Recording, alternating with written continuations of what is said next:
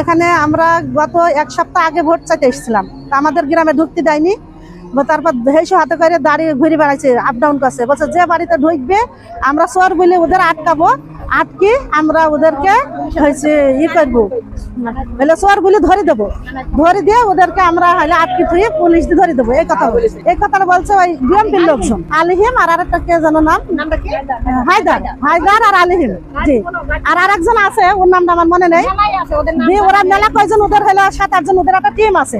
এবার আজকে আমরা প্রায় 50 জন 40-50 জন এসেছি। এবার আমরা দুটো টিম আমরা এমনি পাঠিয়ে দিয়েছি, আর এইদিকে আমরা ঢুকবো বসে সব আমাদের বিএমপির লোকজন, আমরা এখানে আমরা ঢুকতে দেবো না, আমাদের ঢুকতে দেওয়ার কোনো অধিকার নেই। আপনাদের পিরোজপুরে আপনাদের ভোট করেন না, এখানে আপনাদের ভোট করতে দেবো না, তাই বলে আমাদের দাঁড় করে রেখেছে, আমাদের কোনো বাড়ি ঢুকতে দিচ্ছে না, কোনো জায়গায় যেতে দিচ্ছে না।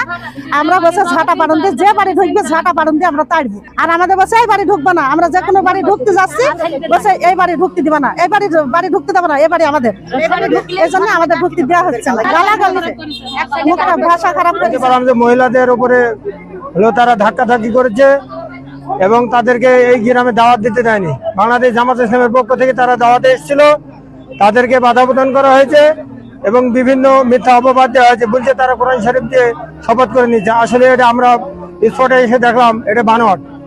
তাই আমরা এখানে তাদেরকে বললাম যে এটা গণতান্ত্রিক একটা অধিকার, যে মানুষ সকলে আপনারা ভোট চান, তারাও ভোট চাবে, আমরাও ভোট চাবো, এর মাধ্যমে যে কোনো একটা সরকার গঠিত হবে।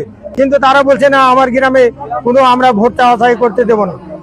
তাই বলে আমরা এখানে একটা এদেরকে মীমাংসা করতে এসেছি, আর তারা আমাদেরকে ধরে দেখেন আমার কি অবস্থা, আমার চোখে ঘুষি মেরেছে, আমার অনেক জায়গায় লাঠি মেরেছে, আমার হলো অনেক জায়গায় আমাকে আঘাত করেছে। তারা বিএমপি ভাইরা একসাথে জামাত ইসলাম মানুষদের মারধর করেছে এবং আমাকেও মেরেছে। মহিলাদের সাথে বিএমপিরা অনেক গ্যাঞ্জাম রাত ব্যবহার করেছে। মহিলারা যারা এসছে তারা বলছে যে ওদের উপর দোষ চাপিয়ে দিয়েছে, কোরআন শরীফ শপথ দিয়েছে। আমি বলছি যে কোরআন শরীফটা কই, নেতা কর্মীরা আমাকে মারধর করছে।